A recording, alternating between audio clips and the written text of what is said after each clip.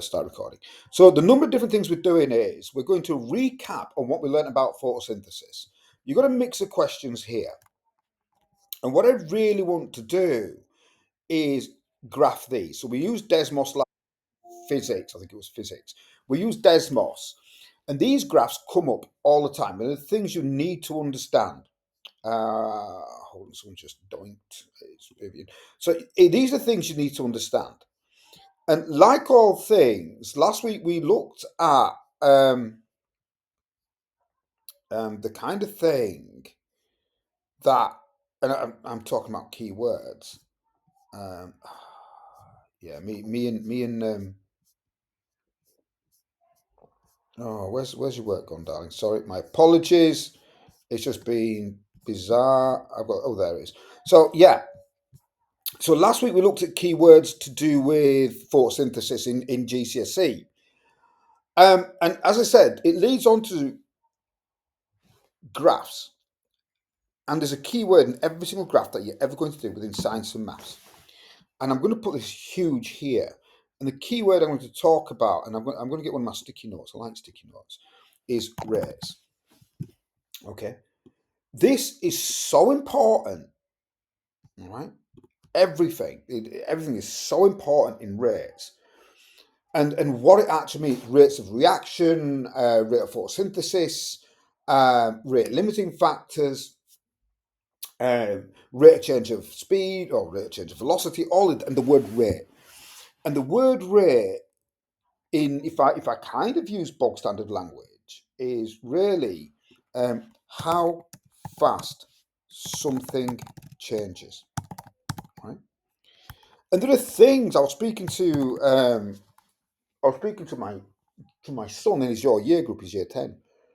And I was saying the weird thing is when I first started teaching, I'd look at you guys and say, how come you don't get it? You know, I'd explain something. I was very young, you know, I'd come out of university, I was 23 or something. And I'd say, right, rate is dependent on time, you calculate it by working out the gradient, boom, done. And year 10 would look at me and go, what's he on about? And I'd look at them thinking, how come you don't understand? And the thing is, you know, as I said before, science is a language and you use it so much, you just get used to it. And it took me a while to realize, actually, no, you know, what I think is normal isn't. So, how fast something changes, that's what we mean by, if you ever see the term rate, that's what we mean by it. How fast is it changing? So, we talk about rate of photosynthesis. How fast is photosynthesis going on? How fast is a car changing speed?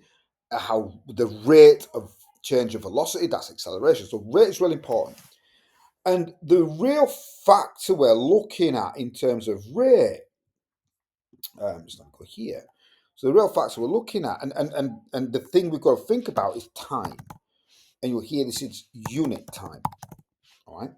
What I mean by unit time or time, so if I'm talking physics, right, we tend to do time in the same way. And what I mean by that, I'm just going to get this really cool arrow in here. What I mean by physics is, when I'm teaching physics, I'll turn around and say, right, year 10.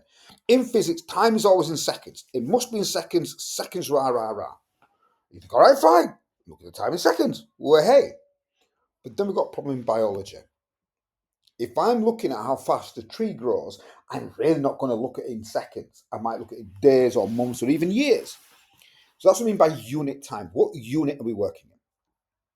So we're not really going to delve deeply into the rates and how to use them. That's something I'd probably look at in physics or maths. But you know, in biology, it's the only thing you got to be aware of is it is to do with time.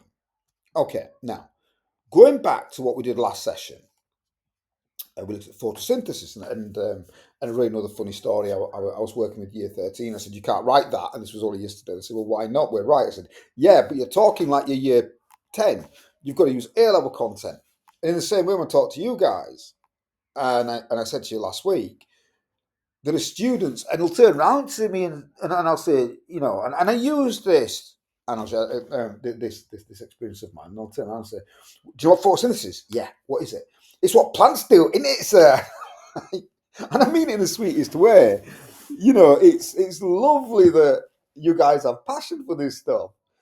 But then This is science, it's not English. And so you've got to give me a scientific answer. So the key word, the key term, photosynthesis, is a process by which green plants use light energy to make glucose. If I want to be physicsy, I can say it's how plants convert light energy to chemical energy. All right, chlorophyll. The green stuff inside a chloroplast that absorbs green light. Glucose, it is C6H12O6. We wrote it there last week. It's a hexose sugar. All right, hex means six, like a hexagon. I just thought I'd throw that in there because why not? Limiting factors, which is what we're going to look at today, but we're going to graph the data today. A factor that restricts the rate of process when in short supply. What does that mean? It is the thing that's slowing it down. All right, so in photosynthesis, you can have all the carbon dioxide you want, all the water you want. If there's no light, it doesn't matter. That is your limiting factor. Starch, lots of glucose joined together, makes a long string of insoluble stuff that we call chips, well, potatoes.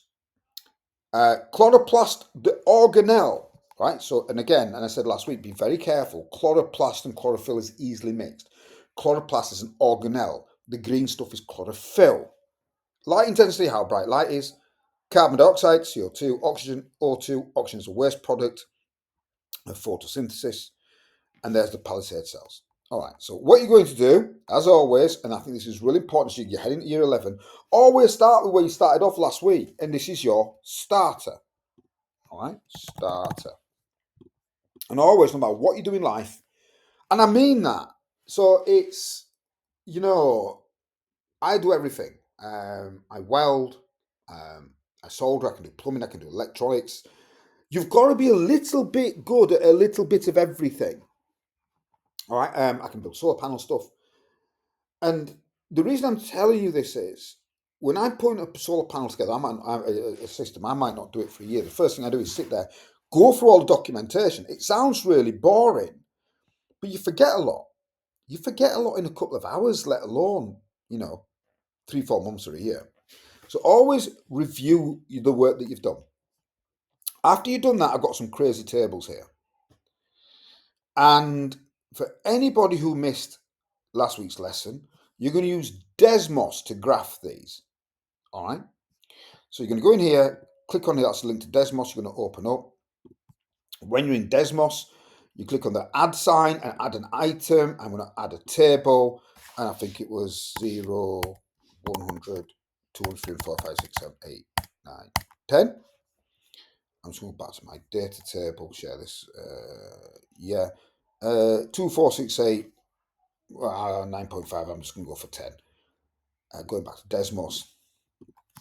2, 4, oops, not 24.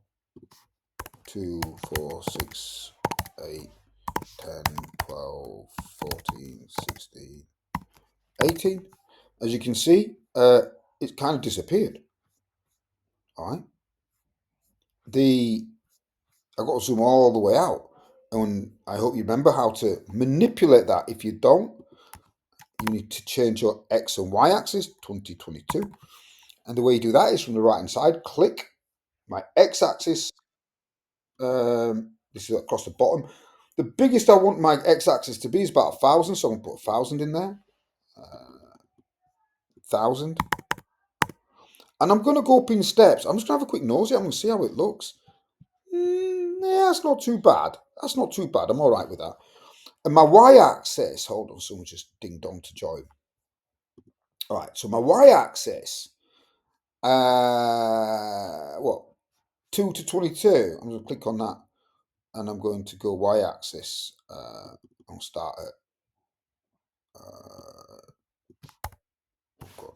let's go 0. That's like that. 22, and there we go. All right, it's a much lovelier graph. I can click on this. Where are we? Oh no, let's click on that. There. Long press it. I like that. I like crosses. I like a line. Boom. I like that. Okay.